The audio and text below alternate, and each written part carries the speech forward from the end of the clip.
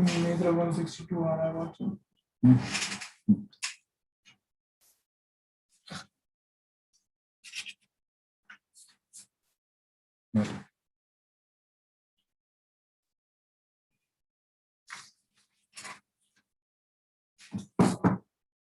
Hello, हाँ नमस्कार। आप सब लोगों का स्वागत है यूट्यूब सेशन में।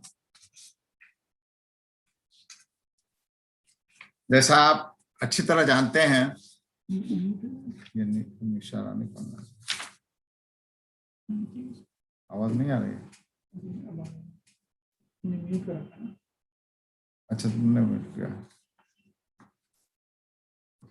ये अपना उस पर डालते हैं।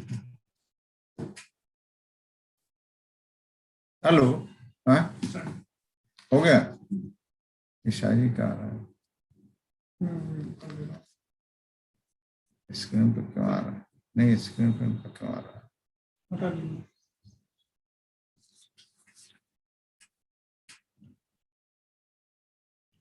स्क्रीन पर इनका नाम आता है। हाँ, इसमें आ रहा है, पिन वीडियो आ रहा होगा। पिन हमारा अपना आपका ही आ रहा है, हमारे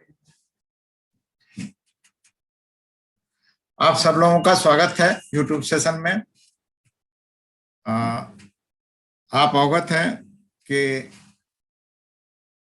पिछला फाइनेंशियल ईयर, बल्कि शैक्षणिक सत्र कह सकते हैं, पूरा का पूरा हेलो कोविड की वजह से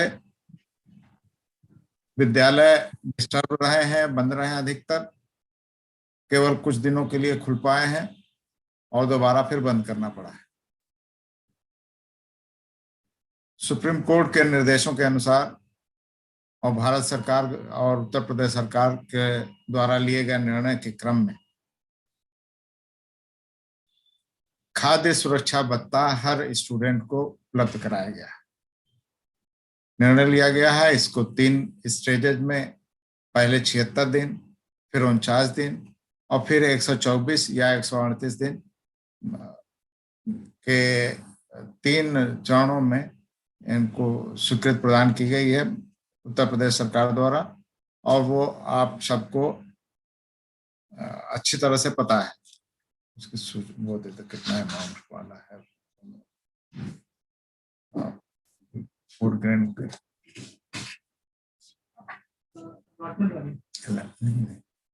पर स्टूडेंट।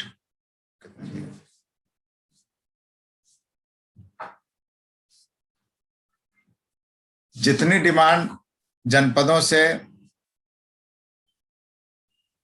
कन्वर्जन कास्ट की या फूड ग्रेन की थी, सारे के सारे जितने भी डिमांड थे उतनी धनराशि और उतनी ही फूड ग्रेन सारे जनपदों को उपलब्ध करा दिया गया। कुछ जनपदों द्वारा बल्कि समर्पण भी किया गया है धनराशि का। कुछ जनपदों द्वारा फूड ग्रेन का पूरा उठान नहीं किया जा सका। तो इन परिस्थितियों में जबकि स्कूल लेवल पर फूड ग्रेन और कन्वर्जन कास्ट पहुंच चुका है, खाद्यान्न और परिवर्तन लागत की धनराशि स्कूल स्तर पर पहुंच चुका है। अब ये फूड ग्रेन और परिवर्तन लागत छात्रों को कैसे मिल जाए, इसके बारे में हम फिक्र करने के लिए आज बैठे हैं। आज हम लोग मीटिंग कर रहे हैं। कुछ चीजें हम लोगों ने सोची हैं इस लेवल पर, डायरेक्टर अथॉरिटी लेवल पर बनाई हैं कि इस तरह से प्रोसेस किया जाए और इसकी डिटेल आपको लिखित रूप से मिल जाएगी आप सबको। इसमें बताना चाहूंगा कि सबसे पहले आप सब लोगों को कहा गया था शुरू से ही कि डाटा फीडिंग प्रेरणा पोर्टल पर आप सब लोग कर रहे हैं। कंप्यूटर ऑपरेटर आपके पास उपलब्ध हैं। कंप्यूटर ऑपरेटर के माध्यम से डाटा फीडिंग पूरी की पूरी करा डालें ताकि छात्रों का डाटा हमारे पास मौजूद हो, उपलब्ध हो। और ये डाटा काफी जनपदों ने पूरा कर भी लिया है। केवल कुछ जनपद हैं जो इसमें पिछड़े हुए हैं, और जाहिर सी बात है अगर जनपद पिछड़े हैं तो उनके ब्लॉक भी पिछड़े होंगे। आप लोग खुद इसकी मॉनिटरिंग कर लें तो ज्यादा बेहतर होगा। उसको से निकाल लो फीडिंग की पोजीशन डाटा की। सिचुएशन ये है कि मथुरा और गौतम बुद्ध नगर खासतौर से 2 जनपदों में जहां पे 100% एनजीओ के माध्यम से मिड डे मील की सप्लाई होती थी, मिड डे मील का वितरण किया जाता था, वहां पे अकाउंट की फीडिंग में अभी काफी डिले है और इस डिले को अभी भी दूर किया जाना है और ये आप लोग दूर कर लें। मेरा अनुरोध है आप सबसे, ये कर लीजिए कंप्लीट। अपने ब्लॉक स्तर से इसको देख लीजिए, देख करके इसको कंप्लीट कर लीजिए। सबसे पहली जरूरत हमारी यही होगी, हमारा डाटा फीड होगा तब हम कंप्यूटर से निकाल पाएंगे, और कंप्यूटर से निकाल करके ही जब हम देंगे डाटा बैंक को भी, तो बैंक को भी मिनटों में ट्रांसफर करने में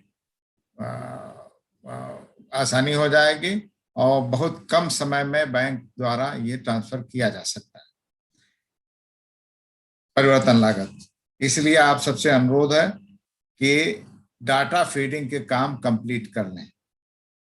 आप जानते हैं कि पहले 76 दिनों में प्राइमरी स्कूलों में 374 रुपया, दूसरे 49 दिनों में 243 रुपया 50 पैसे, और तीसरे चरण में प्राइमरी स्कूलों में 138 दिन के लिए 685 रुपया ये शासन द्वारा स्वीकृत किया गया था। ये तीनों धनराशियां उनके खाते में भेजी जानी है।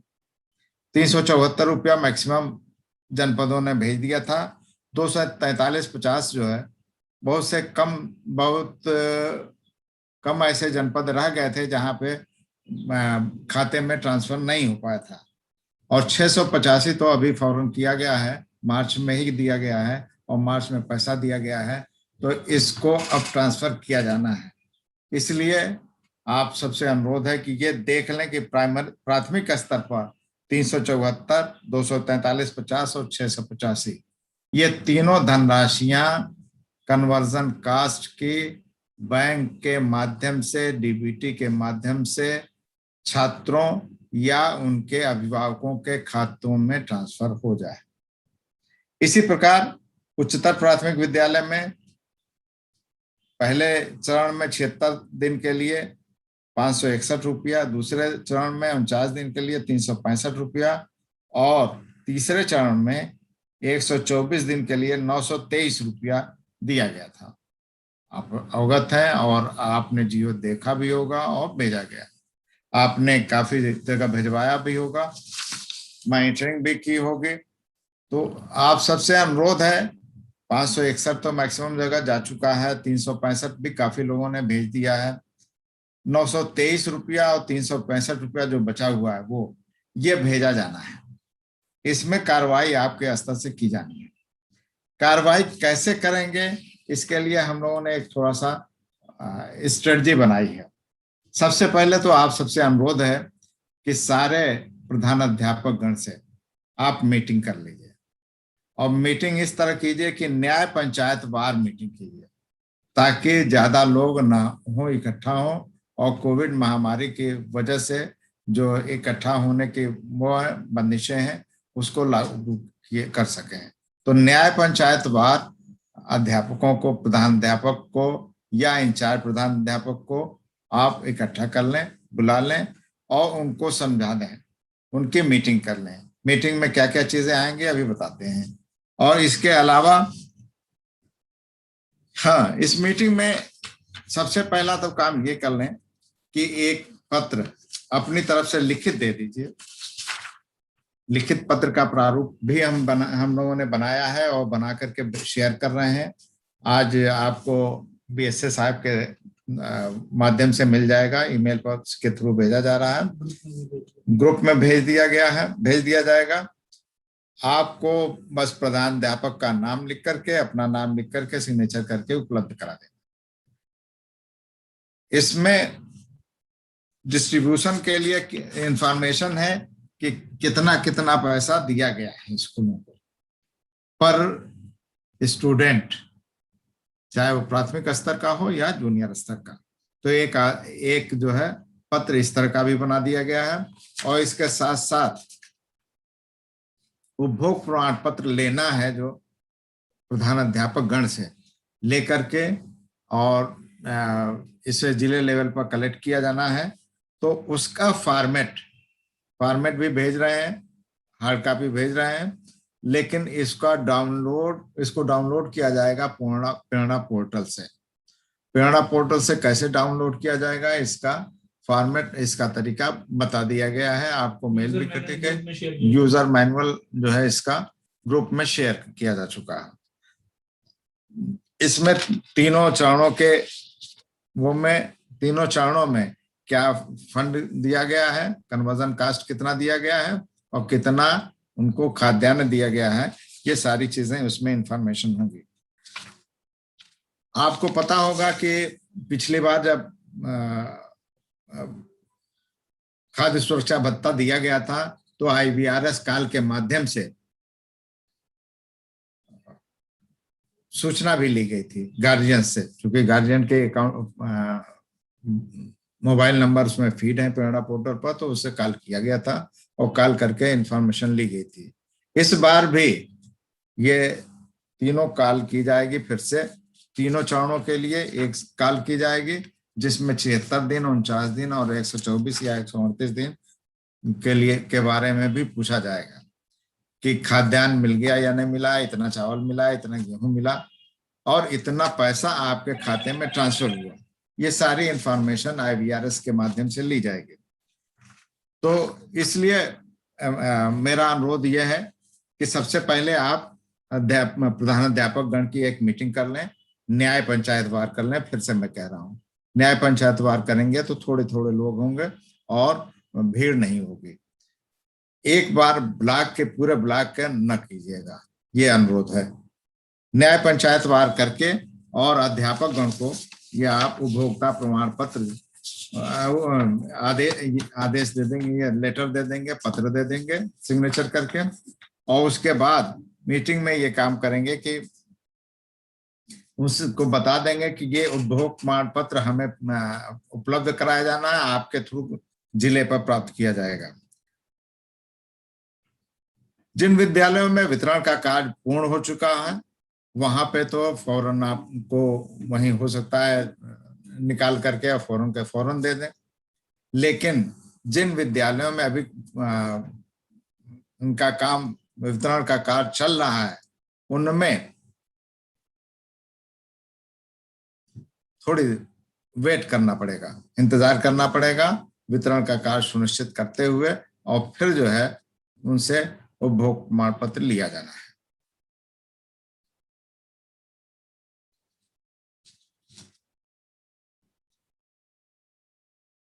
उपभोग प्रमाण पत्र प्रेरणा पोर्टल के माध्यम से ही लिया जाएगा। अब जैसा हमने बताया पहले भी कि इसका यूजर मैनुअल भेज दिया गया है। वो यूजर मैनुअल से आप अध्यापक गणों को समझा देंगे, उसे बता देंगे किस तरह से प्रयोग किया जाना है। एक बार खोल करके देख लेंगे, आसानी से खुल जाएगा। और दिक्कत कोई होगी तो आप कभी भी कॉल कर सकते हैं। यूजीआर मैनुअल से के जरिए से प्रेरणा पोर्टल के माध्यम से ही उपभोग प्रमाण पत्र लिया जाएगा और उसकी एक प्रिंट आउट कॉपी निकाल करके विद्यालय पर भी रखी जाएगी। विद्यालय पर हेडमास्टर अपने दस्तखत करके और रखेंगे, ताकि कोई भी विजिट करने के लिए, कोई भी निरीक्षण के लिए अधिकारी कर्मचारी जा रहा हो तो वो उसको वहां पे देख सके। आप स्वयं भी इस चीज को देख लें और ये भी कोशिश करें इस बात की, जैसे भेजा गया था पिछली बार, एक मैनुअल भेजा गया था कि 76 दिन में कितना गेहूं, कितना चावल, कितना कन्वर्जन कास्ट ट्रांसफर किया गया, फिर 49 दिन में कितना गेहूं, कितना चावल दिया गया, कितना कन्वर्जन कास्ट दिया गया। इसी तरह का 124 और या 138 दिन का भी वो जोड़ते हुए यूजर मैनुअल एक वो भेज दिया जाएगा। इसमें आप जो है सुनिश्चित कर लेंगे कि हाँ ये डिस्ट्रीब्यूशन हुआ है, और हर स्कूल पर कोशिश इस बात की करें कि कम से कम जहां भी विजिट करें 5 गार्जियन से मिल करके और उनका वो ले लें कि हाँ वाकई इनको मिल चुका है या नहीं मिला है, या कागज में ही है। अभी कहीं ऐसा तो नहीं है कि बैंक वाले चेक ले करके रखे पड़े हुए हैं और उन्होंने पैसा ट्रांसफर नहीं किया है, या कोटेदार के यहाँ खाद्यान्न पहुंच चुका है लेकिन वो खाद्यान्न का वितरण नहीं कर रहा है। तो ये चीजें आपको देखनी पड़ेंगी। अगर इन सब चीज के लिए सबसे पहले ये करना पड़ेगा कि आवश्यकता अनुसार आपको बैंक से मीटिंग भी करनी पड़ेगी। कुछ जनपदों से हमें सूचना मिली है कि बैंक परेशानी क्रिएट कर रहे हैं, जबकि परेशानी की कोई परेशानी का कोई बिंदु ही नहीं है।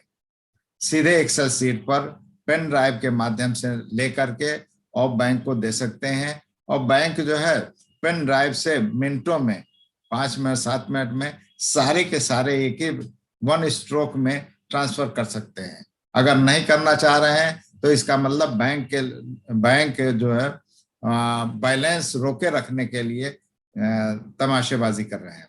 और इस तरह की अगर कोई दिक्कत आ रही है, किसी बैंक में आ रही है, तो उनके ब्रांच मैनेजर से बात कीजिए। अगर नहीं सुन रहे हैं बात तो फिर उनके डिस्ट्रिक्ट के जो हेड ऑफिस है वहां पे बात कीजिए, बात करने बीएसएम के थ्रू। और अगर वो भी नहीं सुन रहे हैं तो फिर डीएम साहब के यहाँ मीटिंग बुला करके उनको डायरेक्शन दिलवा दीजिए। इतने सारे होने के बाद भी अगर किसी वजह से बैंक नहीं कोऑपरेट कर रहे हैं तो आप बिला हिचक उन बैंक के अकाउंट्स को क्लोज करके और दूसरे बैंक में अकाउंट खोल करके कार्रवाई शुरू कर दीजिए। उसकी इंफॉर्मेशन यहाँ पे दे दीजिए, जिससे बाकी जो है डाटा फीडिंग कर लीजिए, ताकि जब भी कन्वर्जन कास्ट भेजा जाए या कोई और पैसा भेजा जाए तो वो पैसा आपके खाते में, सही खाते में पहुंच जाए।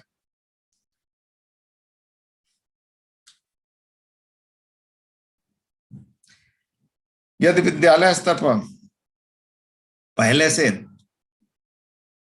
मध्याह्न भोजन योजना के अंतर्गत अवशेष धनराशि कन्वर्जन कास्ट की पड़ी हुई है तो उसका उपभोग कर लें सबसे पहले, और उपभोग करने के बाद उसका सर्टिफिकेट प्राप्त कर लें।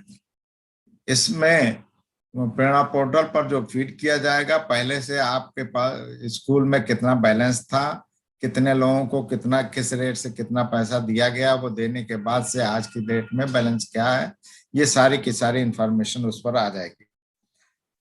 इसके अलावा आपको सहायता प्राप्त विद्यालयों, मदरसों, इनके मैनेजर्स या हेडमास्टर्स, इनकी भी मीटिंग्स आपको करनी पड़ेगी। इनकी मीटिंग भी अलग से करनी पड़ेगी और उनको भी पूरी प्रक्रिया बतानी पड़ेगी कि आपके द्वारा सपोर्ट नहीं मिल रहा है और इसकी वजह से एडेड स्कूल, आपके स्कूलों के जो बच्चे हैं उन बच्चों को खाद्य सुरक्षा भत्ता नहीं मिल पा रहा है। और उसके लिए सिंपल सा यही करना है कि उनके डाटा फीडिंग पहले उनसे वो करना है कि डाटा फीडिंग कंप्लीट कराएं अपनी, और डाटा फीडिंग कंप्लीट कराने के बाद आधार के साथ गार्जियन का मोबाइल नंबर और खाता संख्या ये डालते हुए फीडिंग कराए। फीडिंग करा करके प्रिंट आउट भी आवश्यकता अनुसार अगर समझें तो ले लें, और उसके बाद जो है ये ट्रांसफर की प्रक्रिया, खाद्य सुरक्षा भत्ता वितरण की प्रक्रिया सुनिश्चित की जाएगी। आपको 3 किस्तों में जो धनराशि भेजी गई है इसकी सूचना दे दी गई है। 2-3 पत्र भेजे गए हैं जिलाधिकारी जिला बेसिक शिक्षा अधिकारी के माध्यम से अवगत हो गया होगा, और जो भी आपने देखा होगा, तो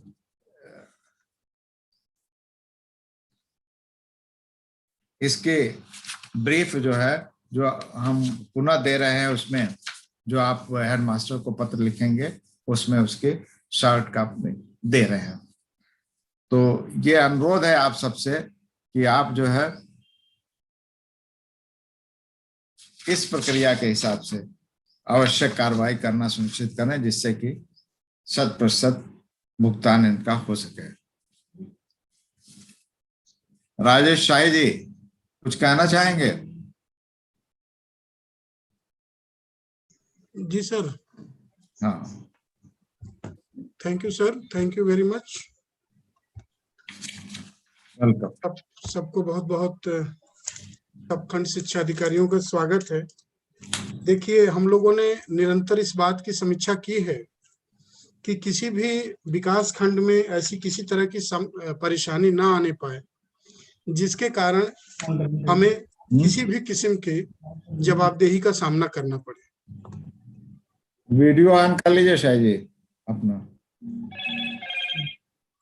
मैं यहाँ टेंटेटिव रूप में कुछ जनपदों के नाम, उनके साथ विकास खंडों के नाम पढ़ना चाहूंगा जहां दिक्कतें आई थी। कृपया वो खंड विकास अधिकारी स्वयं में नोट कर लेंगे और समयोचित सुधार कर लेंगे, ताकि अलग से फिर हमें उनकी वीडियो कॉन्फ्रेंसिंग न करनी पड़े। मैं कुछ जिलों के और विकास खंडों के नाम पढ़ रहा हूं। जो यूट्यूब लाइव सेशन देख रहे हैं खंड शिक्षा अधिकारी, कृपया वो अपने विकास खंड का नाम नोट कर लेंगे और पूरे फीडिंग की और धनराशि प्रेषण की समीक्षा कर लेंगे, ताकि किसी तरह की परेशानी का सामना भविष्य में न करना पड़े। और ये 5-7 मिनट में करने जा रहा हूं, तो दोबारा ना बताना पड़े, इसलिए कृपया अलर्ट रहेंगे। मेरठ जनपद में खरखौदा और रजपुरा, बागपत में बड़ौत और खेकड़ा, बुलंदशहर में लखावती जहांगीराबाद, चित्रकूट में रामनगर, मऊ और महोबा में करवई, बांदा में महुआ, जौनपुर में मछली शहर, रामपुर, रामनगर, केराकर, गाजीपुर में मिन्हारी और भदौरा, औरैया में विधुना और अजीतमल, कन्नौज में उर्मदा छिमरामऊ, कानपुर नगर में भीतरगांव शिवराजपुर, फर्रुखाबाद में कमालगंज मोहम्मदाबाद, कानपुर देहात में सरवन खेड़ा, बस्ती में बनकटी साऊबाट, कप्तानगंज, संत कबीर नगर में सेमरीपावा खलीलाबाद, सिद्धार्थ नगर में खेसरहा, उसका और नौगढ़, गोरखपुर में बेलघाट और गोला, महाराजगंज में लक्ष्मीपुर, निचलौल और नौतनवा, देवरिया में देवरिया सदर, सलेमपुर और भलुवनी, कुशीनगर में रामकोला, फाजिल नगर और कप्तानगंज, बरेली में विपरी, चैनपुर भुत्ता, पीलीभीत में अमरिया और पूरनपुर, सहारनपुर में सरसमा, गंगोह और देवबंद, मुजफ्फरनगर में जानसठ, मोरना और पुरकाजी, शामली में थाना भवन, श्रावस्ती के संपूर्ण ब्लॉक, रायबरेली में रोहनिया, लालगंज, बछरावा, शिवगढ़, महाराजगंज, लखनऊ में मोहनलालगंज नगर क्षेत्र, हसनगंज और प्रतापगढ़ में साडवा, चंडिका, लक्ष्मणपुर, गौरा, काला काकर, कुंडा और पट्टी। जिन विकास खंडों के नाम लिए गए हैं, कृपया उनके खंड शिक्षा अधिकारी इस योजना की गहराई से रिव्यू कर लें, ताकि उस विकास खंड में किसी भी तरीके की बच्चों को परेशानी का सामना न करना पड़े। जो हमने पहले 76 दिन के पैसे भेजे थे, उसके बाद 49 दिवस के पैसे भेजे, तो उन पैसों को पूरी तरीके से चेक कर लें कि बच्चों को मिल जाए। इस संबंध में किसी तरह की भी दिक्कत आ रही है तो डीजी सर अभी संबोधित करेंगे आपको थोड़ी देर में, और वो बताएंगे कि डीएम्स के साथ बैठक करके, बैंक के साथ बैठक करके इस समस्या का निस्तारण कैसे करना है। धन्यवाद sir, thank you very much.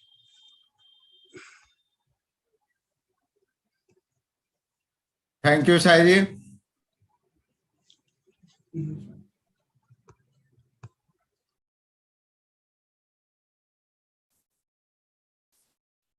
Video because stop. किसने स्टॉप किया? तुमने स्टॉप किया क्या?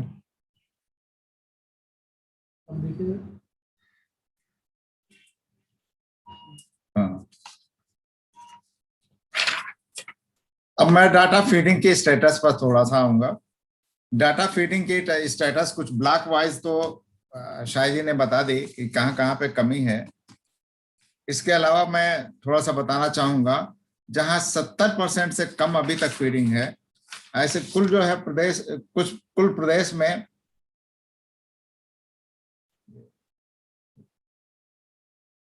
डिस्ट्रीब्यूशन वो है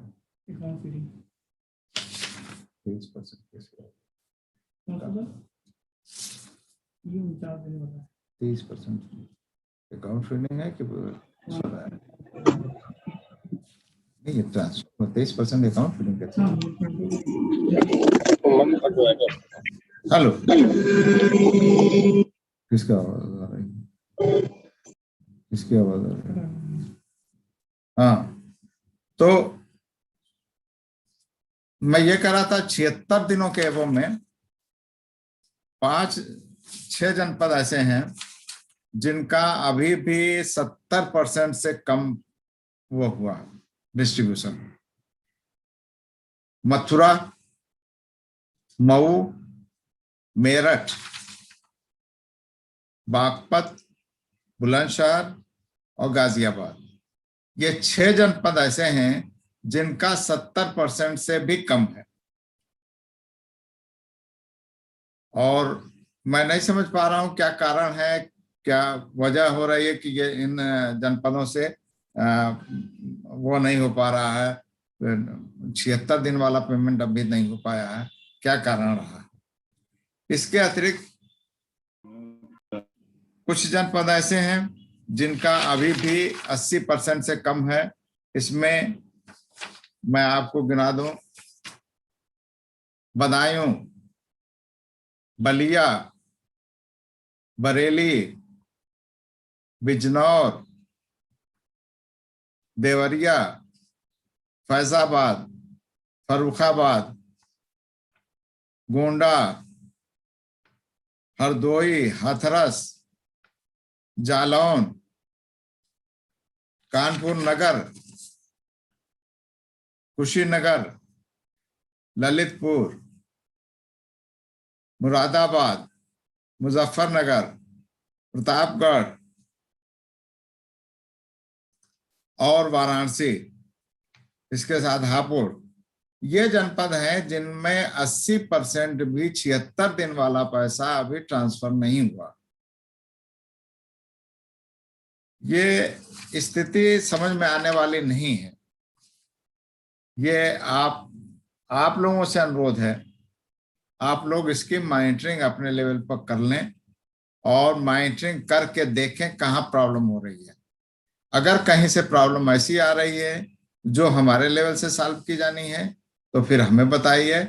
वैसे ये प्रॉब्लम सॉल्व करने वाली अगर कहीं से आ रही है दिक्कत तो स्कूल लेवल से ही आ रही है, ब्रांच लेवल से आ रही होगी, या तो स्कूल से गया नहीं है, स्कूल से गया है तो ब्रांच से उसका पेमेंट नहीं किया गया है, ब्रांच मैनेजर चेक लेकर के बैठे हुए हैं। ये 2 ही मेन परेशानियां हो सकती हैं। अगर इन परेशानियों में प्रधान अध्यापक के जरिए से भेजा नहीं गया है तो आप उनकी मॉनिटरिंग कर लें। वहां से नहीं, वहां से बैंक में गया है, बैंक वाले लेकर बैठे हुए हैं तो आप थोड़ा बैंक से कांटेक्ट कर लें और जरूरत पड़े तो फिर डीएम और सीडीओ साहब से भी उनकी बात करा दें कि ये दिक्कतें हो रही हैं और उनकी मीटिंग करा दें। मीटिंग करने पर, बुलाने पर अवश्य आएंगे वो लोग और आने के बाद वो डायरेक्ट कर देंगे तो हो जाएगा काम आपका। तो इसलिए अनुरोध है कि इस बात को देख लें। मैं इसके साथ ही कुछ जनपदों को तारीफ भी करूंगा कि जिन्होंने 95 एंड एबव % पूरा कर लिया है, जैसे सुल्तानपुर, सीतापुर,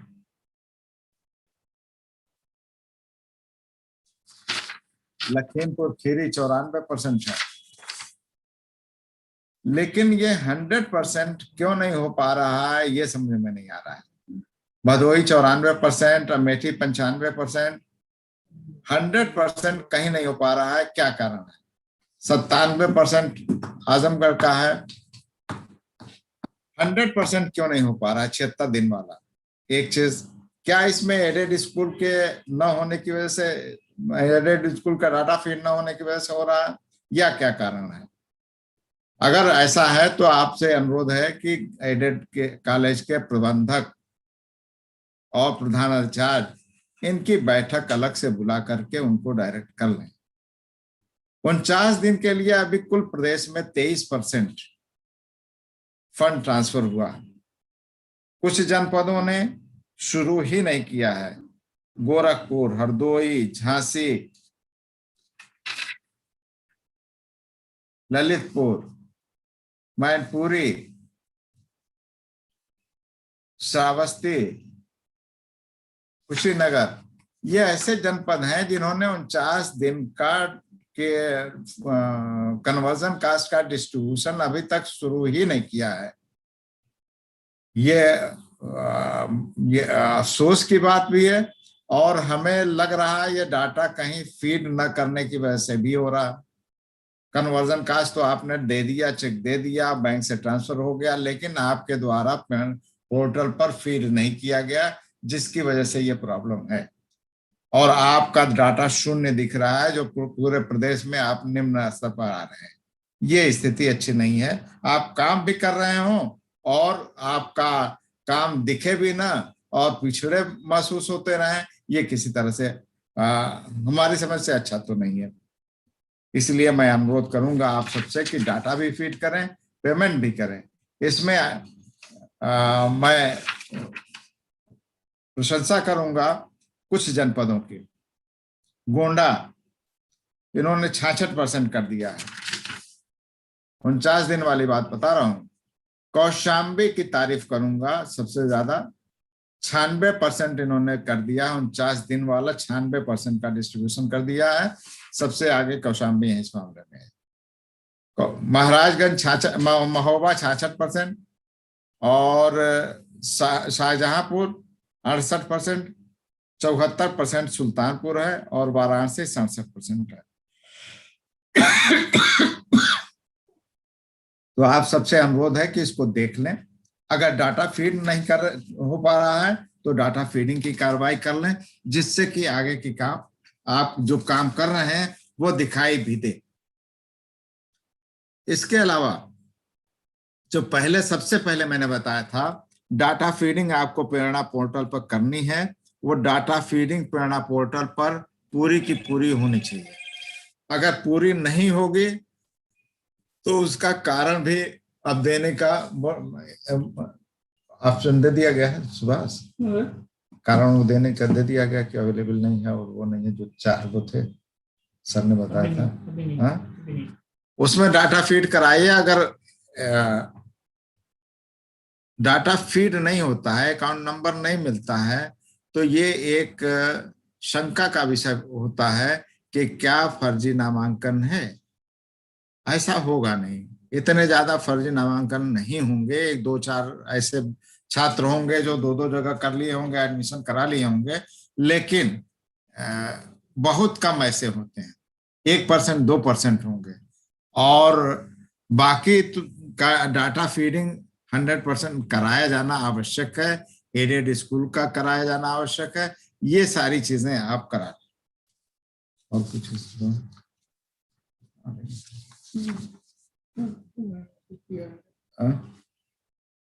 अभी सर आए नहीं है, बहुत सारे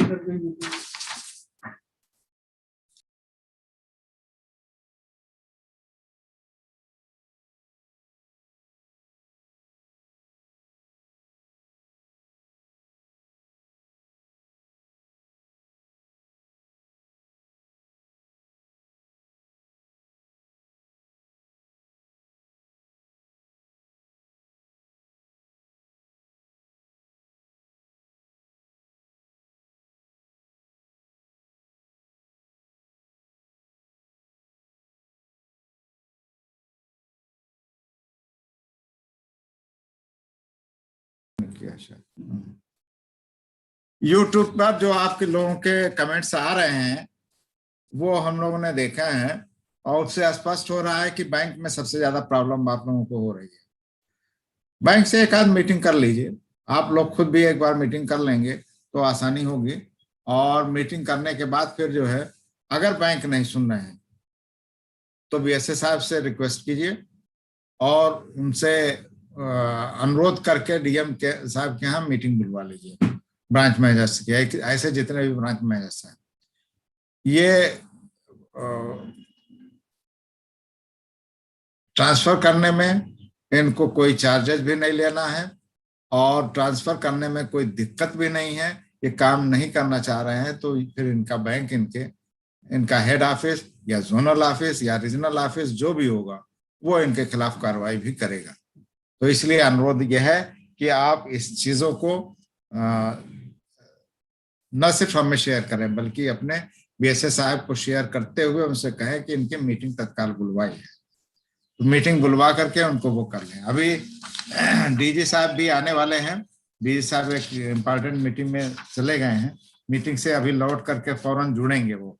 आप सब लोगों को यूट्यूब में और कोई कमेंट आया हो तो बता दो किसी और बारे में। हम आपके कमेंट्स देख रहे हैं। एडेड वाले सर, एडेड वाले विद्यालयों का आ रहा है कि वो नहीं दे रहे, बैंक वाले परेशान कर रखा है, बहुत चक्कर लगाने पड़ता है। एडेड स्कूलों का है सर। एडेड स्कूलों का बता ही दिया, अलग से मीटिंग आप कर लीजिए और मान्यता देने का काम, हेड पर लाने का काम, ये सारी चीजें बीएसए आपके कार्यालय से, बीएसए के कार्यालय से ही की जाती हैं। और अगर उनके द्वारा कोऑपरेट नहीं किया जा रहा है तो फिर परेशानी उनके लिए भी होगी। उनसे यह बता दें, हो सकता है कि उनके यहाँ टीचर्स का डाटा ना मिल पा रहा हो या कोई और दिक्कत हो रही है, तो ये उनकी जिम्मेदारी होगी कि वो डाटा प्राप्त करें। हमारे और परिषदी विद्यालयों की भांति ही उनके टीचर भी तनख्वाह पाते हैं, उतनी तरह से काम करते हैं, तो उनको भी उसी तरह से काम भी करना चाहिए। इसलिए इनकी मीटिंग अलग से कर लें। मदरसों की भी मीटिंग इसके साथ शामिल कर लें। टीएलसी बैंक ट्रांजैक्शन चार्जेस काट रहा है 2 रुपए 36 पैसे। किस जगह का नाम लिखा है? गौतम रविंद्र है नाम, है गौतम रविंद्र। किसी गौतम रविंद्र जी ने लिखा है कि बैंक चार्जेस काट रहे हैं पर कैंडिडेट 2 रुपये 36 पैसा या कुछ, ये अलाउड नहीं है क्योंकि ये आरबीआई के निर्देश के हिसाब से और गवर्नमेंट ऑफ इंडिया के ऑर्डर पर डीबीटी के माध्यम से किया जा रहा है। इसमें कोई भी महानिदेशक बोलिए, महानिदेशक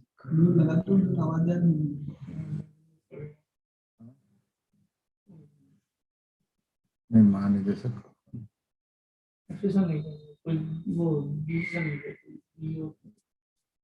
तो ये आप लोग YouTube के माध्यम से जुड़े, कुछ लोग Zoom पर भी जुड़ जा रहे हैं, तो उनसे अनुरोध है कि YouTube पर ही जुड़े।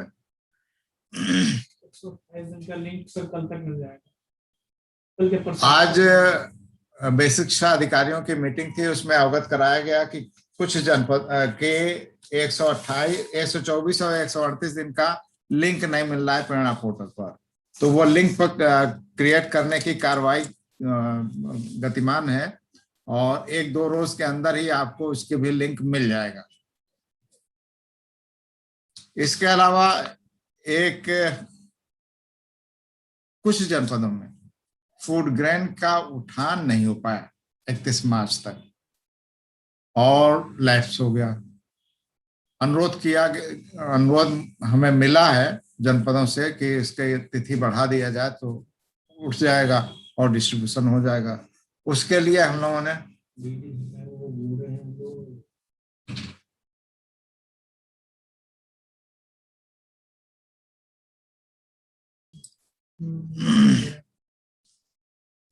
तो फूड ग्रेन के लिए हम लोगों ने गवर्नमेंट ऑफ इंडिया को लिखा है, अगर कहीं उठान नहीं हो पाया है, लैप्स हो गया है, तो उसको एक्सटेंड करने के लिए हमने लिखा है। गवर्नमेंट ऑफ इंडिया के पास दोनों ऑप्शन हैं, या तो उसको उठान के लिए परमिशन दे देंगे 31 मई तक के लिए हमने मांगा है, या तो परमिशन दे देंगे या गवर्नमेंट ऑफ इंडिया इस क्वार्टर में जो फूड ग्रेन अलॉटमेंट हुआ है उसमें से परमिट कर सकती है कि इसमें से दे दें। दोनों सिचुएशंस में आपको इंफॉर्मेशन दिया जाएगा जिला लेवल पर, और वहां से उठान की कार्रवाई आपकी सुनिश्चित कर दी जाएगी। लेकिन इस जी सर एक ने की है कि अगर किसी बच्चे की कॉस्ट 357.80 है तो उसे 357 भेजे जाएंगे या 357.80? 357 कैसे आएगा? तो किसी बच्चे का होगा सर, उन्होंने एडमिशन रेट अकाउंट दिया होगा।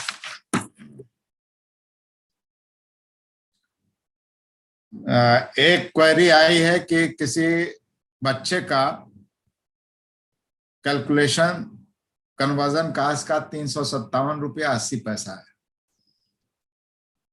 तो उनको कितना पेमेंट किया जाएगा? हमने 76, 49 और 124 या 138 दिन का भेजा है। हो सकता है ये बच्चा जिसके लिए पर्टिकुलर क्वेरी आई है उसका एडमिशन बाद में हुआ हो, तो एडमिशन की डेट से उसको दिया जा रहा होगा कन्वर्जन कास्ट, तो उसमें कम हो सकता है। तो इसमें एक चीज सिर्फ ये बताना है आपको कि 50 पैसे से कम अगर हो रहा है, कैलकुलेशन में आ रहा है, तो वो पैसे नहीं दिए जाएंगे। जैसे 316 रुपया 40 पैसा आया तो 316 रुपया दिया जाएगा। अगर 316 रुपया 55 पैसा आ रहा है तो 317 रुपया दिया जाएगा। 50 पैसे के राउंड में कर लिया जाएगा। 50 पैसा कर लेंगे या उससे कम कर लेंगे। आई बात समझ में? हमारी समझ से क्लियर हो गया होगा। 380 पैसा 357 रुपया 80 पैसा जिनका है, अगर बच्चा बाद में आया एडमिशन लिया है उसका इस वजह से कम या ज्यादा हो रहा है तो 357 रुपया 80 पैसा की जगह 358 रुपया उसको दे दिया जाएगा। इसके अतिरिक्त अगर कुछ विद्यालय अभी भी जो कंपोजिट थे, कंपोजिट स्कूल किए गए हैं, कुछ विद्यालय आज हमें जनपद फर्रुखाबाद ने बताया कि कंपोजिट स्कूल में एक ही विद्यालय दिख रहा है। इनको कंपोजिट करने में जो प्रोसेस अपनाई जानी थी उसमें कहीं जरा सा फॉल्ट हुआ है फर्रुखाबाद से। अगर आपके यहाँ भी और भी किसी जनपद में है तो इसमें भी समझ करके समझ लीजिए सही हो गया है। अगर दिक्कत कोई आ रही है, नहीं हो रहा है, तो हमारे यहाँ कंप्यूटर के श्री सुभाष कुमार हैं, इनका नंबर आप सबके पास होगा, या आप ग्रुप में डाल दें तो ग्रुप में आ जाएगा, तो उसको कैसे सही होगा ये बता दिया जाएगा।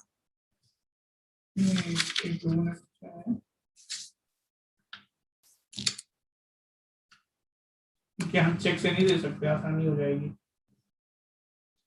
चेक से आसानी नहीं हो सकती है। आप कितने चेक काटेंगे? हर विद्यालय के, हर स्कूल के लिए, हर स्कूल के बच्चे के लिए चेक काटना पॉसिबल नहीं है। कुछ जगहों पे मान लेते हैं कि 10-20 बच्चे होंगे, लेकिन अधिकतर जगहों पे 100 से ज्यादा बच्चे हैं। 400-500 के कंपोजिट स्कूल होने के बाद 400-500 भी बच्चे हो जाते हैं। तो इतना चेक काटना, इतना दस्तखत करना, इतना वो करना, कागज बेस्ट करना, हर तरह से ट्रबलसम होगा। और कब किसका चेक कहाँ पहुंचा कि नहीं पहुंचा, इसकी कोई जानकारी नहीं होगी। चेक रास्ते में कहीं खो गया या क्या हो गया, उसका कोई रिकॉर्ड रखा नहीं जा सकता है। तो इसलिए ये अनुरोध है, बैंक से आप डिस्कस कर लीजिए। चेक काटने के बजाय आप जो है आरटीजीएस के माध्यम से, डीबीटी के जरिए से भिजवाइए। हाँ, आरटीजीएस में ये हो सकता है कि हम तो ये ऑपरेट करते हैं आरटीजीएस पर, सीधे लेटर भेज दिया उसी से हो जाता है। ये हो सकता है कि आपके यहाँ कहे कि चेक के साथ, आरटीजीएस के साथ एक चेक दे दीजिए पूरे अमाउंट का, तो वो उसमें कोई प्रॉब्लम नहीं है, वो कर लीजिए एक चेक में। लेकिन हर बच्चे के नाम चेक काटने की में आपको भी दिक्कत होगी, प्रधानाचार्य को बहुत ज्यादा दिक्कत होगी, और बैंक में भी उससे बहुत परेशानियां होंगी। सिंपल सा काम है, पेन ड्राइव में डाटा लेकर के एक्सेल शीट में लेकर के उनको दे दीजिए और उनसे कह दीजिए कि ये आप ट्रांसफर कर दीजिए। एक ने पूछा था 49 दिन और 138 दिन का एक साथ भेजा जा सकता है? रिकॉर्ड रख लीजिए, भेज दीजिए, कोई दिक्कत नहीं। लेकिन डाटा फीड जो करना है प्रेरणा पोर्टल पर अलग अलग फीड करना होगा, क्योंकि 49 दिन का अलग डाटा है, 138 दिन का अलग है। दोनों को जोड़ करके एक साथ पैसा आप भले ही भेज दीजिए, लेकिन प्रेरणा पोर्टल पर जो फीडिंग की जानी है वो 49 दिन और 38 दिन, 138 दिन इस हिसाब से करना है। 49 दिन 124 या 49 दिन 138 अलग अलग भरना है। ठीक,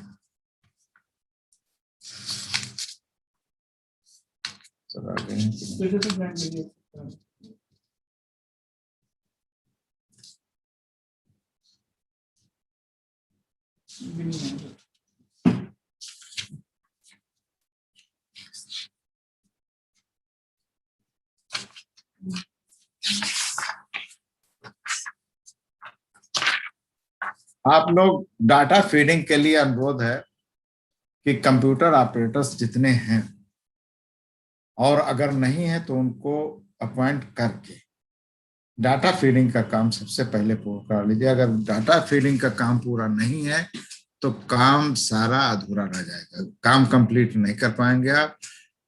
मेरा बार बार अनुरोध आपसे है, मैं समझता हूँ 3-4 बार ये कह भी चुका हूं मैं, लेकिन इस चीज को फिर मैं दोहराना चाहूंगा, बार बार दोहराना चाहूंगा, क्योंकि डाटा फीडिंग के बगैर हमारा काम कंप्लीट नहीं होगा। इसलिए अनुरोध है कि डाटा फीडिंग कंप्लीट करा लीजिए। कंप्लीट करा करके उसी से उपभोग प्रमाण पत्र डाउनलोड करवाइए और दस्तखत करवा करके इकट्ठा करके जिले लेवल पर उपलब्ध करा दीजिए।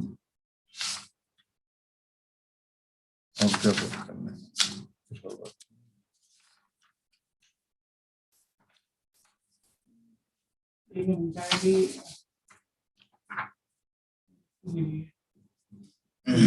एंट्री कराने के लिए 4 से 5 रुपए करना खर्च होता है, तो एंट्री के लिए तो ये है कि वो बीआरसी पे जाके एक्सेल डाउनलोड कर लें और डेटा भरने के बाद वापस बीआरसी पे आके एक्सेल अपलोड कर सकते हैं। वो कर लो, अपनी तरफ से खोल दो ना।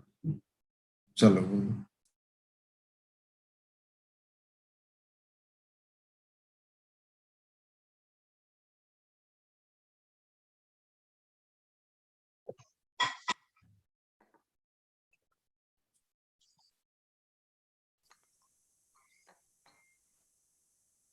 अभी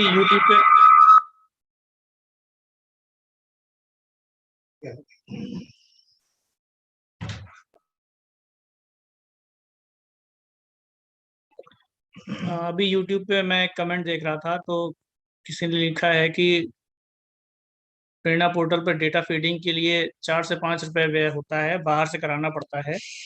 तो उसके लिए प्रोसेस ये है कि आप बीआरसी पर जाकर अपने स्कूल का डेटा डाउनलोड कर लीजिए, एक्सेल में डाउनलोड हो जाता है, और उस डेटा में अपनी स्टूडेंट वाइज डिटेल भर के वापस जिस दिन समय हो आपको बीआरसी पे आके वापस उसको आप अपने प्रेरणा पोर्टल अपने लॉगिन से जाके अपलोड कर सकते हैं। अब तो हर टीचर को, सभी टीचर को उनके मोबाइल नंबर से लॉगिन का प्रोविजन दे दिया गया है, और कल तक, आज शाम तक या कल तक हम सितंबर से फरवरी का भी डेटा अपलोड करने का प्रोविजन लाइव हो जाएगा। प्रेरणा पोर्टल पर सभी को एक चीज मैं और बताना चाहता हूँ कि प्रेरणा पोर्टल पर सभी को स्कूल वाइज जो भी हमने खाद्य सुरक्षा भत्ता विद्यालयों के खातों में भेजा है वो दिए जाने के लिए हमने यूसी का प्रोविजन कर दिया है। तो टीचर्स को आपको बताना है कि वो जा करके प्रेरणा पोर्टल पर लॉगिन करके अपने स्कूल का जो भी 3 सेशन का पैसा भेजा गया है वो भर सकते हैं, और उसकी एक प्रति डाउनलोड करके अपने पास हस्ताक्षर के साथ उनको रखनी होगी। डीजी सर ने भी ज्वाइन कर लिया है, डीजी सर आपको संबोधित करेंगे। सभी खंड शिक्षा अधिकारियों का स्वागत है। जैसे आप अवगत हैं, एक सबसे महत्वपूर्ण कार्य अभी जो आपके समक्ष प्रस्तुत है कि करीब 2300 करोड़ की धनराशि ग्राम निधियों में एमडीएम के कन्वर्जन कॉस्ट के रूप में हस्तांतरित किया गया है और खाद्यान्न का आवंटन किया गया है। आप जानते हैं कि 3 किस्तों में धनराशि गत वर्ष में भेजी गई है। मार्च अंत तक सारी धनराशि आहरित करके हस्तांतरित की गई है राज्य से और जनपद लेवल से। अभी आपकी बहुत महत्वपूर्ण भूमिका है और इस धनराशि को लाभार्थियों के खातों में, अभिभावकों के खाते में हस्तांतरण करने की एक बड़ा काम अभी हमारे प्रधानाध्यापक शिक्षकों के माध्यम से आपको सुनिश्चित कराना है। पहले किस्त के रूप में 49 दिन के लिए, दूसरे किस्त के रूप में 76 दिन के लिए और तीसरे किस्त के रूप में 138 और 123 दिनों के लिए धनराशि भेजी गई थी। इसके बारे में हमने अनेकों निर्देश आपको प्रेषित किए गए हैं। मैं अपेक्षा करूंगा और ये आशा करूंगा कि आपने इन निर्देशों को गहनता से पढ़ लिया है। हमने ये निर्देश दे दिया है, शिक्षकों को पत्र भेजना है, पत्र का आलेख क्या होगा ये भी हमने आपको दे दिया है, ताकि कोई शिक्षक या प्रधानाध्यापक ये नहीं कह सकें कि हमें पता ही नहीं था क्या करना था। और छोटे छोटे समूह में संकुलवार इनकी बैठक बुलाइए, ऑफलाइन या ऑनलाइन। 10 से 15 लोगों को अभी एक संकुल में आप बुलाएंगे, कोविड प्रोटोकॉल का पालन करते हुए उनकी समीक्षा करेंगे। अगले 2 महीने तक निरंतर इसकी समीक्षा हर 15 दिन में होती रहनी पड़ेगी, क्योंकि ये बड़ा काम है। इसमें अनेकों स्टेक होल्डर्स हैं, बैंक के प्रबंधक हैं, टीचर्स हैं, अभिभावक हैं, बच्चे हैं और आपके समन्वय की भी जरूरत है। शिक्षकों को आप सूचित करेंगे क्या क्या उनको करना है, कितनी धनराशि हस्तांतरित की गई है ये बताना है और उनको उपभोग प्रमाण पत्र का फॉर्मेट भी समझना है। ये ऑनलाइन डेटा कैप्चर फॉर्मेट के माध्यम से प्रेरणा पोर्टल पर उपलब्ध है। गहनता से इसको समझ लीजिएगा। किसी भी गांव में जब हम सोशल ऑडिट कर रहे हैं, हम लोग अधिकारियों को वहां भेज रहे हैं, जिले स्तर की टीम जारी है, मंडल लेवल की टीम जारी है। अगर किसी भी गांव में पता चला कि प्रेरणा पोर्टल पर जो दिख रहा है कि आपने 50 लोगों स्कूल में 100 बच्चों के खातों में, अभिभावक खातों में हस्तांतरित किया और वाकई में वहां बयान लेते वक्त पता चला कि नहीं मिला है, तो वो स्कैम के रूप में घोषित होगा और आपके खिलाफ उत्तरदायित्व निर्धारित होगा, संलिप्तता, संदिग्धता और पर्यवेक्षणीय शिथिलता के कारण। क्योंकि ये बहुत बड़ी धनराशि माननीय उच्च न्यायालय के निर्देश में केंद्र और राज्य सरकार द्वारा हस्तांतरित की गई है। इसका 100% सही उपयोग और उपभोग सुनिश्चित करने की पूरी जिम्मेदारी खंड शिक्षा अधिकारी की है, बीएसएस की। इसकी जिम्मेदारी समझिए, कितनी गहनता से इसकी समीक्षा होनी चाहिए आप समझ लीजिएगा। और अभी सर्वप्रथम प्राथमिकता वाला काम यही है। इस कठिन घड़ी में हमें सबका हौसला अफजाई करना है, एक दूसरे को का मनोबल ऊंचा रखना है, शिक्षकों का मनोबल ऊंचा रखना है। शिक्षकों को प्रेरणा पोर्टल पर जितने बच्चे नामांकित हैं उस डेटा को अद्यतन करना, त्रुटि रहित करना, सुनिश्चित करना है। अगर उसमें कोई डुप्लीकेट है तो अंकित करा लें। कोई अगर शिफ्टेड परिवार है, कोई बच्चा वहां पे अप्रमाणित है तो उसको अंकित करा लें और उसको हम अलग से मॉड्यूल पे रख लेंगे ताकि आगे उसको प्रमाणीकरण करके डिलीट करा सकें। लेकिन उसके आड़ में वो डिनोमिनेटर में बचे रहना और हमारा डेटा ये बताना कि हमने अभी तक 100% हस्तांतरण नहीं किया है। कोई भी इसमें आरटीआई में मांग सकता है, कोई भी माननीय न्यायालय में एफिडेविट में हमें दाखिल करना पड़ेगा। तो ये डेटा त्रुटि रहित होना आपके लिए बहुत जरूरी है, वरना आपका उत्तरदायित्व इसमें निर्धारित होगा, जिसके लिए आप स्वयं जिम्मेदार होंगे। हर महीने इसकी राज्य स्तर पर समीक्षा की जा रही है और कौन से खंड शिक्षा अधिकारी द्वारा इसमें आवश्यक कटिबद्ध निष्ठापूर्वक प्रयास नहीं किया जा रहा, ये स्पष्ट रूप से वहां दिख जाएगा। शिक्षकों को बैठक करने के पश्चात, शिक्षकों को लिखित में सूचित करने के पश्चात, उपभोग प्रमाण पत्रों को समझाने के पश्चात शिक्षक अपने स्कूल में सभी का अपना क्षेत्र बंटवारा कार्य विभाजन करेंगे।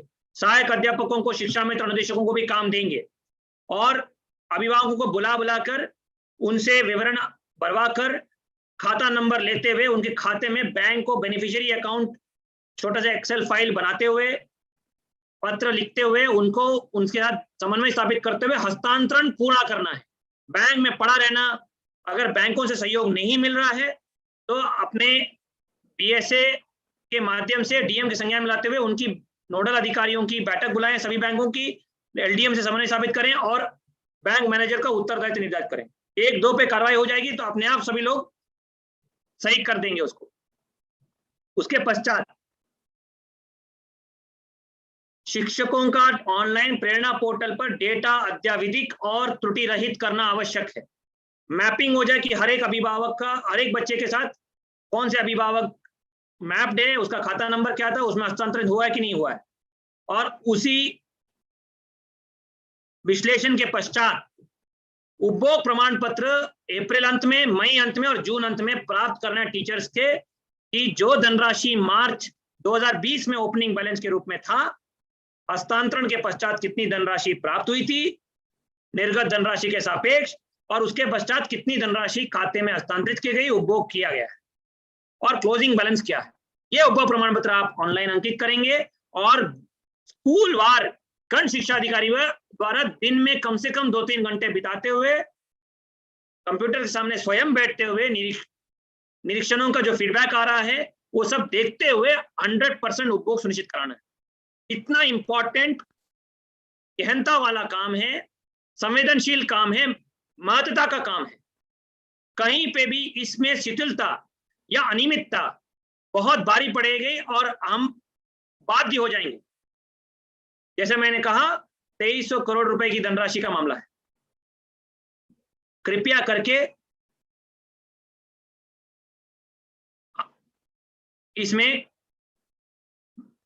पूरी मेहनत के साथ 100% अगले इसी माह के अंत तक इस धनराशि का 100% उपभोग सुनिश्चित करें। शिक्षक घर पे होम विजिट करें, अभिभावकों को बुला लें जिनसे संपर्क नहीं हो पा रहा है या जो डेटा सही नहीं है उनको अंकित कर दें, ताकि हम अलग मॉड्यूल में उसको रख लें और 100% बच्चों तक पहुंचा दें। न्याय पंचायतवार संकुलों की जब बैठक करेंगे उसके पश्चात एडेड स्कूल्स का अलग से बैठक करनी पड़ेगी। इसके लिए मैंने निर्देश दिए हैं, तो उसको 100% सुनिश्चित कराइए। प्राधिकार पत्र आचार संहिता के बाद आप प्रिंट करा के उसमें बंटवाइएगा, और खाद्यान्न जैसे गत वर्ष में आपने किया था वैसे ही आवंटन एवं वितरण सुनिश्चित करा लीजिए। खाद्यान्न वितरण में भी तो ये मामला इतना संवेदनशील है कि चुनावी वर्ष है, कोई भी इसमें आरोप प्रत्यारोप सिलसिला शुरू हो सकता है। प्रधानी इलेक्शन में के बाद भी बहुत सारी शिकायतें इसमें शुरू हो सकती हैं। कहीं पे भी अगर गांव में जांच हो गई, न्याय पंचायत स्तर पर जांच हो गई, ब्लॉक लेवल पे जांच हो गई, जिले लेवल पे जांच हो गई, तो ये आपके पर्यवेक्षणीय शिथिलता के कारण अगर कोई अनियमितता या शिथिलता प्रदर्शित हो गया, धनराशि अप्रयुक्त पड़ी रही या धनराशि का व्ययवर्तन हो गया, तो पूरी जिम्मेदारी खंड शिक्षा अधिकारी के ऊपर होगी। उसके बाद कोई नहीं बचा पाएगा। तो अभी जितना मेहनत करेंगे उतना अच्छा है। जो आदमी शांति के दौर में मेहनत करेगा उसको युद्ध के समय कम मेहनत करना पड़ेगा। तो अभी कोरोना काल में आपके पास समय है, आप कोविड प्रोटोकॉल का पालन करते हुए, अपने शिक्षकों को प्रेरित करते हुए, उनका उत्साहवर्धन रखते हुए ये कार्य गहनता से मॉनिटरिंग करते हुए पूर्ण कराएं, ताकि बाद में कहीं पे अगर जांच या कोई ऐसा मामला आ गया तो कहीं पे भी आपको डरने की जरूरत नहीं पड़ेगी, और हम लोग पूरी टीम आपको बैक करेंगे और आपके साथ खड़े रहेंगे। लेकिन अगर आपने शिथिलता बरती और अपना काम पूरा नहीं किया तो कोई भी आपको नहीं बचा पाएगा। मैं सभी खंड शिक्षा अधिकारियों से विशेष रूप से, व्यक्तिगत रूप से अपेक्षा करूंगा कि इस समय हमारे जिस परिवेश से हमारे बच्चे आ रहे हैं उनको इस समय आप सोचिए कितनी कठिनाई से गुजरना पड़ रहा होगा, कितना प्रहार उनके आमदनी पे पड़ रहा होगा, रोजी रोटी पे पड़ रहा होगा, उनके पोषण लेवल पे कितना बड़ा नुकसान हो रहा होगा। और उस समय अगर हमने जो सरकार द्वारा प्राविधानिक धनराशि उनके खाते में नहीं पहुंच पाया हमारी शिथिलता की वजह से, इससे बड़ा पाप या इससे बड़ा गुनाह नहीं होगा कुछ। तो अनुरोध है कि जैसे आप लोगों ने कुछ महत्वपूर्ण अभियानों में सफलता की कहानियां प्रदर्शित की हैं, कुछ बीओ जिन पे हमें नाज है, बढ़ चढ़कर काम करके उन्होंने विभाग को कीर्तिमान हासिल करवाया है। इस काम महत्वपूर्ण और संवेदनशील काम में भी, चुनौतीपूर्ण काम में भी, भले कितने भी मेहनत हो, अपना नेतृत्व क्षमता का प्रदर्शन करेंगे और इसकी चाप हर एक स्कूल तक दिखने को मिलेगी। 100% हम उपभोग सुनिश्चित करा पाएंगे। और अगर इतना कर पाएंगे तो इस साल भी भारत सरकार को हम ऑनलाइन प्रदर्शित करते हुए इतने ही धनराशि या इससे अधिक धनराशि प्राप्त कर सकते हैं और हमारे बच्चों को पोषण लेवल और हमारे गरीब परिवेश से आ रहे बच्चों के परिवारों की आमदनी में हम कर पाएंगे। 2000 रुपए के आसपास हम लोग एक खाते में बेच पा रहे हैं, खाद्यान्न वितरण कर पा रहे हैं। ये एक बहुत बड़ी उपलब्धि है। आपके माध्यम से इस महामारी के दौरान, इतनी कठिन परिस्थिति के दौरान हम एक करोड़ों बच्चों को, परिवारों को लाभ दे पा रहे हैं। ये हमारे लिए सौभाग्य का विषय होना चाहिए। कृपया इस काम को, जैसे हमारे स्वास्थ्य कर्मी अभी काम कर रहे हैं, पुलिस कर्मी काम कर रहे हैं, शिक्षक साथीगण काम कर रहे हैं, हम भी अपने विभाग को एक नया कीर्तिमान हासिल करने के लिए करें। इसी आग्रह के साथ मैं आपसे अपेक्षा करूंगा कि आप अभी तक जितने भी आपने इसमें प्रयास किया है उसको कई गुना बढ़ाकर इसके मॉनिटरिंग, बैंक और शिक्षक साथियों के साथ समन्वय बेटर बनाते हुए प्रत्येक दिन कम से कम 2.5-3 घंटे इस अभियान में समीक्षा पे बिताते हुए, डेटा आधारित मॉनिटरिंग करते हुए, संकुल और सैन्य साथियों के साथ सूचनाएं प्राप्त करते हुए पूरा कराएं। हर एक स्कूल का ब्यौरा आपके हाथ में होना चाहिए, आपके डायरी में होना चाहिए कि यहाँ पे ये काम हो रहा है, ये काम नहीं हो रहा है। जहां नहीं हो रहा है गाड़ी लेके पहुंच जाइए वहां पे और व्यवस्था बना लीजिए। 2-3 टीचर्स अगर उत्तरदायित्व निर्धारित भी कर लें तो वो आपके बाकी लोग जो अनुपालन नहीं करा रहे हैं, और जो काम इसमें सिंसियरली कर रहे हैं उनको बढ़ावा दीजिए। अगर कोई प्रधानाध्यापक बता रहे हैं कि सहायक अध्यापक सहयोग नहीं कर रहे हैं तो सहायक अध्यापक का उत्तरदायित्व निर्धारित होना है। और कई प्रधानाध्यापक इसमें कार्य नहीं कर रहे हैं तो उनका 100% अनुपालन कराना है। एफसी साहब, और कोई बिंदु? सर बिंदु सारे बता दिए गए हैं, रिपीट कर दिया गया था। अगला वीसी कब होगा? 15 दिन बाद दोबारा वीसी होगी एफसी साहब, और उसमें मुझे चार्ट प्रस्तुत होगा। अगले वीसी हम 2 चरणों में करेंगे इलेक्शन के बाद। जी सर। जिसमें 50% जनपदों के खंड शिक्षा अधिकारी वीसी रूम में उपस्थित रहेंगे और उसमें आप चार्ट पुटअप करेंगे कि कहां कितनी मैपिंग हुई है, कितना डेटा करेक्शन हुआ है, कितने बच्चों को डुप्लीकेट या अप्रमाणित मानते हुए शिक्षा अधिकारी द्वारा उसको सही कर दिया गया है, कितने जनपदों में उपभोग प्रमाण पत्र फीडिंग हो गई है। मेन आंकड़ा वही रहेगा कि उपभोग प्रमाण पत्र की फीडिंग कितनी हुई है 31 अप्रैल तक, और किसी ब्लॉक में उपभोग प्रमाण पत्र की फीडिंग नगण्य रही है या 100% नहीं हुई है तो इसका मतलब वो बीओ ने उस पर काम नहीं किया और उसके बाद उसके खिलाफ उत्तरदायित्व निर्धारित कर दिया सर। और जो अच्छा काम कर रहे हैं उनको मेरी तरफ से पुरस्कार पत्र देंगे हम लोग। इस कार्य को पूरा करना है। स्टेट लेवल टीम द्वारा गहनता से इसकी मॉनिटरिंग करेंगे। मैं हर सप्ताह इसकी स्वयं समीक्षा करूंगा कंप्यूटर के सामने बैठ के। 100% उपभोग प्रमाण पत्र होना चाहिए। ये डेटा कैप्चर फॉर्मेट लाइव है सुभाष? लाइव है सर। लाइव है? लाइव हो गया सर। 1-2 जनपदों से भरवा के देखिएगा कि सब कुछ ठीक चल रहा है कि नहीं चल रहा है। खुद आपने देख रेख में भरवा के देखिए। ऑल द बेस्ट, आगे बढ़िए एफसी साहब। सर बातें हो गई हैं सर, सारी करीब करीब बता दिया गया है, मीटिंग के बारे में भी और इसके बारे में भी, प्रधानाध्यापकों की मीटिंग और एडेड स्कूल की भी मीटिंग के बारे में, और कितना कितना इनको धनराशि दी गई है। बैंक के साथ जो समस्याएं आ रही हैं उसके लिए भी बताया गया है कि वो समस्याएं अगर बनी रहें तो उनको बीएसए साहब से कह करके, और आज की वीसी की आज के ये सेशन की कार्यवाही जारी करिए सर। Thank you. चलिए, धन्यवाद।